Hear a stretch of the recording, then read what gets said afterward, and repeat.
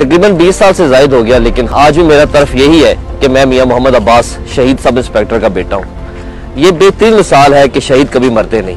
आज भी उनका नाम उसी तरह जिंदा है जिस तरह आज से 20 साल पहले था। मेरे लिए ये बड़े एजाज की बात है कि मैंने उनके नक्शे कदम पे चलते हुए पुलिस फोर्स ज्वाइन की। ये पुलिस की योदगार शुदा है। मैं यहाँ पे अक्सर आता हूँ। मेरे वालिद साहब ने भी जामे शहादत नोश किया। एक पुलिस इनकाउंटर में उनकी शहादत हुई, तो यहाँ आके मुझे एक अजीब सा इत्मीनान मिलता है।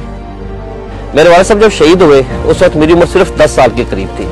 हम लोग 4 बहन भाई थे और सारे छोटे थे। मेरी उम्र उस वक्त ज़्यादा से ज़्यादा 10 साल के करीब थी। मेरी वालदा पढ़ी लिखी नहीं थी, लेकिन मेरी वालदा ने बड़ा वाइस और बोल्ड डिसीजन लिया कि उन्होंने कहा मैं गाँव वापस पाकपतन शरीफ नहीं जाऊंगी और यहीं पे अपने बच्चों का ब्रॉटअप और एजुकेशन कंप्लीट करूंगी। पुलिस फोर्स ज्वाइन की और एज एएसआई मेरी अपॉइंटमेंट हुई। एएसआई के बाद मैं सब इंस्पेक्टर के ओहदे पर तरक्की याब हुआ और अब मैं इंस्पेक्टर के ओहदे पर अपने फराइज अंजाम दे रहा हूँ। मेरी फैमिली में भी मेरे 2 छोटे बच्चे हैं और मेरी मिसेज हैं, और उनकी भी बहुत सारी रिजर्वेशंस हैं इस चीज़ को देखते हुए, क्योंकि ऑलरेडी हम एक जो है शहादत अपने घर पे दे चुके हैं और दूसरी वो बड़े कई दफ़ा इस चीज़ में परेशान होते हैं। लेकिन मेरे लिए ये बायस इत्मीनान बात है कि मैं अपने फ़राइज़ के मनसबी जो है बड़ी मेहनत से और अपनी पूरी सलाहियतों के मुताबिक अंजाम दे रहा हूँ।